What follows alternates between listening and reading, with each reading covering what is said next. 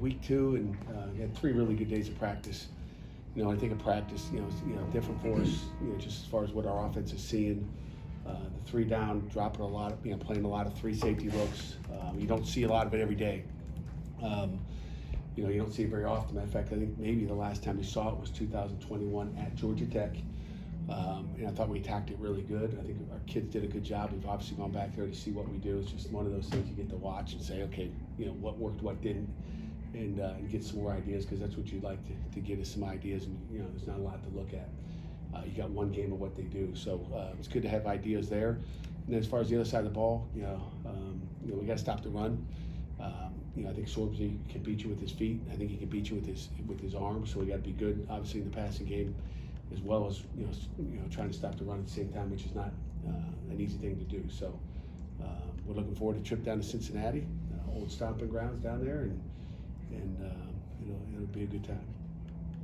Questions? What kind of challenges does dropping coverage put on a quarterback with all the different guys they have to worry about? It's just another guy back there. They try to eat up gaps with the big guys up front. They'll occasionally bring 4 and 5, whatever. I'm sure they got more plans. If I was them, I'd bring 6 or 7 based on how we just froze in the pocket last year, just held onto the ball. I'm sure we'll see stuff that we didn't see, maybe that they didn't show last week. That's why you go back and look and see what people liked against you in the past.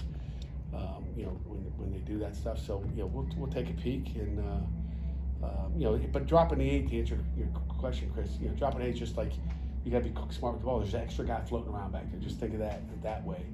But you got to be careful. We like to throw the ball, and you just got to be careful. Quarterbacks got to make good decisions. How do you balance being careful with being too hesitant? As the quarterback and making the right decisions. I'll leave Coach Bell. I'll let him take care of that. But we got a plan, and we'll see how the plan works. But I feel really good with where we are right now. And just quarterbacks got to make good decisions, which is what Eli and Nate do. So I feel good with those guys making decisions and getting the ball out of their hand quick. And how is a fast offense impacted by crowd noise? Not really. I mean, really doesn't matter. We do it all the time, and we got crowd noise out there. During practice every day. I mean, it's loud. It doesn't bother us at all. And we expect Nipper to be loud as well. So we practice loud. I don't know how loud it'll be down on the field, but I would imagine we were louder out today than I'll be there. I don't remember being that loud, but I was in the press box back in the day. Go ahead, Jerry. You mentioned that the other day about the time intervals when you were snapping the ball. What were the percentages of? I think you said a rating last time. 57% of the time, we snapped the ball before 22 seconds, so it's 22 seconds more faster. On the play clock. Yeah, there was still 22 seconds left on the play clock, so 57% of the time. Coach Bell gave me a stat the other day. Like I think Tennessee might have snapped 70%, but they don't do all the things we do. They're simplified. They're going to go fast, and they only do a few things. They're running vertical routes and running switch seams. But with all the motion that we do and the shifting. It's pretty fast. You having to react to all the movement. And with more than 22 seconds left on the clock? Say that again? And do you have any times where you more than 22 seconds left? Yeah, 57% of times. So the other, 43. Yeah, okay. exactly. You're good with math. I thought maybe some other. You came out that 43 pretty on quick. So 43% of the time was the other way. It was 23 or 24 or 25, whatever. Okay. Do we need to put this on the whiteboard? Pat, you said Eli and Nate make good decisions. I'm curious, are there still any scenarios where you would try to get Nate some games just because he's as new in the system as Eli is? No question about it. I mean, you think about it, you see how the game's going, and you make that decision based on that, for sure. Again, I have a ton of respect and a ton of confidence in Nate Yarnell, and we won't hesitate. But that's not pre-planned though, right? And so like the plan would Pre-planned be last to let week. Eli play Yeah. until he's not playing. Yes. Right. Playing going in right now. You talked about Dante earlier this week, Corleone, since he was obviously cleared after we spoke. Given the amount of time he's been out and everything, do you still think that he's talented enough to have an impact on Saturday, if he does play, given the time he's missed? You know what? Yes and no. I don't know. I mean, football shape and running on the sideline. I know when our guys are in the pit and all of a sudden they come back and play the game, it's different. So I think that's something. I know they think I know a lot of their doctors there. I know the Cincinnati doctors and old team doctors there. Dr. Colosimo is one of my old guys. I haven't talked to him in a while, obviously, but I just know that the medical care they have there, they're going to take care of that guy. I mean, you think about clots and blood thinners. I don't know anything about all that. It's something you can ask them about. But we expect him to play. How effective he's going to be, I mean, he's a player. I mean, if he goes in there for 3 plays, he's in there for 3 plays and comes out and needs a break. I don't know, but he. It's hard to get in football shape in a week. I can tell you that. You see that anywhere. I mean, it's hard to if you haven't done 11 on 11 and gone to So I'm sure they'll protect him. You mentioned at the beginning of the week talking with the coaching staff about Dez and his usage and doing special teams and offense. Do you expect him to do everything that he did in week 1 and week 2? Yes, sir. No doubt about it. He'll be. Dez is a guy. He can go. He's got a motor and he'll be ready to go. What are your thoughts on the offensive line's performance against Kent State, and how do they look going into Cincinnati? They've had a good week, and we were happy. I think probably the one thing Coach Darveau whined about it. He didn't think they were in good enough shape in the 4th quarter. Third quarter he wants them going even faster, so he's practiced that this week, and he's gotten them running down the field and running gassers. So that's a typical offensive line thing. He wants them to be the first quarter to look like the 3rd quarter, 4th quarter. How important is this game in terms of confidence, especially for the offense, knowing that it could be successful against a Power 4 team? Yeah, it will be successful against a Power 4 team. I don't have any questions, but it's important you got to execute, right? As we've said, you just don't go out there and think that you're just gonna, hey, we're good, we'll be okay. No, you got to work at it. I like the way our guys worked this week. It's not like they weren't locked in and thinking, oh, we're good already. I think they've got talent. You got to go out and make plays. You got to catch the ball. You got to deliver the ball. You got to run the football. You got to block. It's just going out and executing. It's a game of execution. It's attention to detail, and if you take care of the little things, the big things, you take care of yourself. How's the energy been around this group, given what happened last year in this game? I think it's been great. Matter of fact, I had a leadership meeting in here this morning. Just said, I said, how's the team? Just I always, picking their brain. I'm telling them as much as they're telling me, but they're like, oh yeah, they're shaking their heads like, it's just different. I don't know why. I don't know. I mean, it's beyond me. But they didn't know last year, so our guys know the difference between this year and last year. What does Cincinnati do with their run game to make it difficult to stop them? Last year they really got after you guys. It seemed like that's something to try to do. I don't remember what the time possession was last year, but I think Satterfield does a great job of motions, shifts. They're going to get into 2-back sets, and they always find some little way of doing something you haven't seen. So the great thing is we got these iPads this year. So as soon as they do something, whether it's the motion or you see something with the tight end alignment, you can at least adjust it even more. And I think we're the best at adjusting stuff, regardless of the video. But now when the kids can actually see what we're talking about, you hope they're listening and understand what we're talking about. But the iPads will help you a lot when you see some of the stuff that they're seeing. But they do. I mean, I think they do a great job. They're as good as anybody in the country. There's a reason they're top 5 rush offense in the country last year. They do a good job schematically of trying to put you in a bind, and in a game we got a three-year breakdown on them. So we've dissected everything from Louisville to Cincinnati with all the years we've played that offense, so it'll be interesting to see what's up his sleeve this year. But I like the iPad, to be able to see stuff. Tim Dallas was talking to us, and he talked about how he was excited to see his guys out there with their improved stamina late in the games and the advantage that he thinks that you guys will have. How much of you guys as the coaching staff playing around like, okay, changing up maybe how you might use your rotations or call certain things because you're expecting a better, more endurance team? Yeah, I mean, you're always, those are all the strategies of the game. You're looking at, personnel in the field. What do they do well? What do they not do well? And what, and we hope we try to keep them fresh. I think we got enough guys up front that we can keep that front four fresh. I don't think we asked you on Monday, but what went into PJ starting playing those first couple drives ahead of Donovan on Saturday? Just coach's decision. I mean, we sit in here just before you guys came in here today, just talking about how to play the players and who had the best week of practice and all those. So we'll see what happens this week. The game has changed so much. Do you ever think you'd be a coach of a team that throws 48 times in a game? Yeah, I mean, I bet you is that how many times we threw last week? We've thrown 48 times before. It's changed a lot, Jerry, in our years, but I'm sure Kenny threw 48 times. Oh, that's Kenny, but But yeah, you're right. Maybe with a fresh, redshirt freshman quarterback, and, Right. and you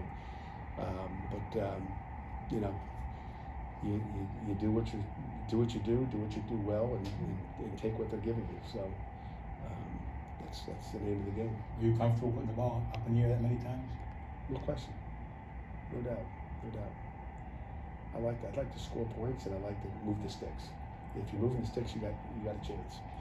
You've been on both sides of this rivalry. With this being the last game for the foreseeable future between both teams, would you like to see this back on the schedule in the future? I would like to see it. I mean, I don't know, River City rivalry. Are we still playing for that trophy? Is that trophy still out there? They retired it. That was an ugly trophy. Whoever made that up. I think on campus. Paul Klazak? Yes. I was going to say, you guys know Paul Klazak up on campus here. Paul was our assistant AD, with Bob Goen was our AD, who's God bless Bob Goen. He was the best. Loved him as the athletic director. It's a rivalry game. I'd like to see it played again. I mean, it's not far away. It's close. It's a heck of a game, and there's something to it. I know it's just, Can't play everybody though. I know it's just one game, but Eli Holstein had impressive numbers in addition to his regular numbers, but also throwing beyond the sticks. 12 of 17, 187 yards, all 3 of his touchdowns were beyond the sticks.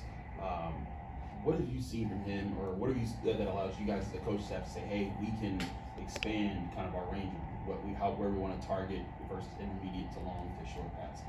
Yeah, I mean, Coach Bell, is going to figure that out, like what he does well. But we want to attack all parts of the field. I mean, if you're just throwing it underneath, you're going to struggle. If you're just throwing it, deep all the time, you're going to struggle. You got to attack different parts of the field. You can't just throw to the right. You got to throw to the left. You can't throw to the, defensively we dissect everything that wherever they're throwing the ball. Is it deep weak, deep strong, whatever it may be. I mean, and we want to be able to spread the ball out to different guys in different parts of the field, and we have faith that our quarterbacks to throw it wherever we designed it to go.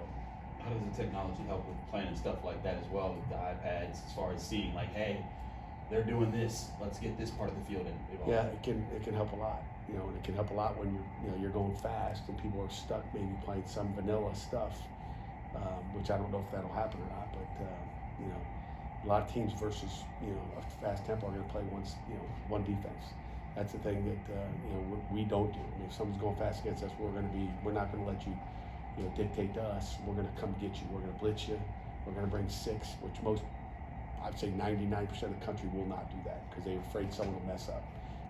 We practice it. Ours is simple enough to do it that way. Did you blitz more than you would typically like to, less than you would typically like to, or about average on Saturday? Last week? Yeah. It's a good question, Chris. You watch it. I think 41% of the time we brought 6 guys last week. That's almost half.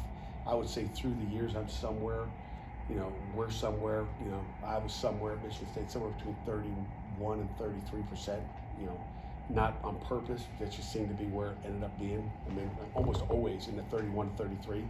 So, but it all depends on how the game's going. If we're getting hits, you're gonna bring it more. If you're not, maybe it depends on how it's going. If you're 31 to 33 most of the time in your career, then all of a sudden you're 41. Does that put a little bit of doubt in the other team, Ed? I don't know. I mean, I'm sure they're working on the pressures this week for sure. So, but I think there's not a gigantic. If you're getting, 1 out of 3 plays is a pressure, they're working on it anyway. So what's another 10%? I don't know if it really matters. So they got to prepare for it, and they see a lot. I mean, if they're playing against their defense, they're seeing a lot of drop 8. So that'll be something that they have to work a lot on. Does that reflect your confidence in the defensive line getting pressure? Like if that percentage, you're up to almost 50%, like you said, rushing 6. Does that, like I said, does that reflect on what how the D line is doing? No, that just reflects what we like to do. I mean, that's what we do. I mean, we're different than a lot of people. I think it's what makes us unique. We're going to come after you, and a lot of people can't do what we do. We're different. David, Randy likes to be aggressive. Yes. And do you have to rein him in? Not really. I mean, I like to be aggressive too, so we're kind of on the same page. So, but I did during the game. I'm like, holy cow, Bates, slow down, bro. So, but he was going.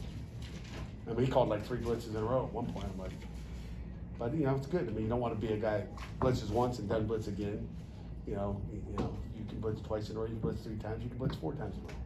Again, if it's again, the way we blitz, to me, it's safe and easy. So, There's an art to play calling, in defense and on offense. oh yeah.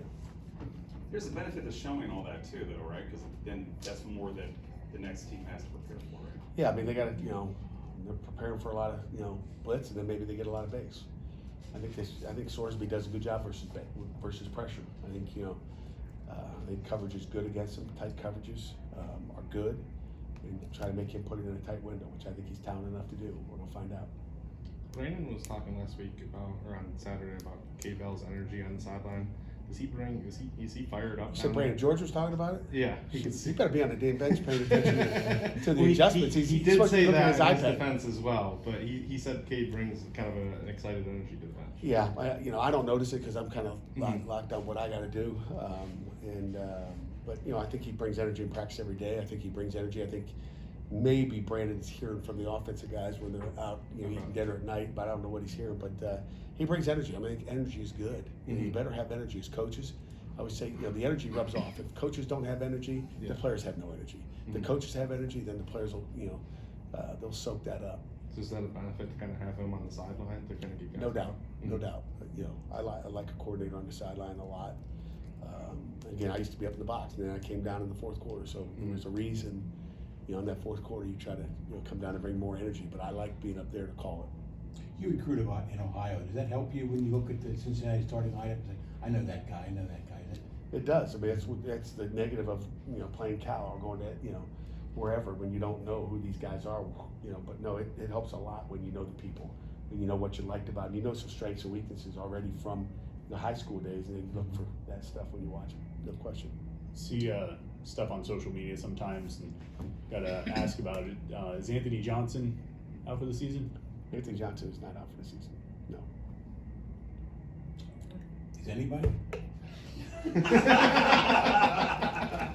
Jerry, I just had to we would ask. have told you if they were.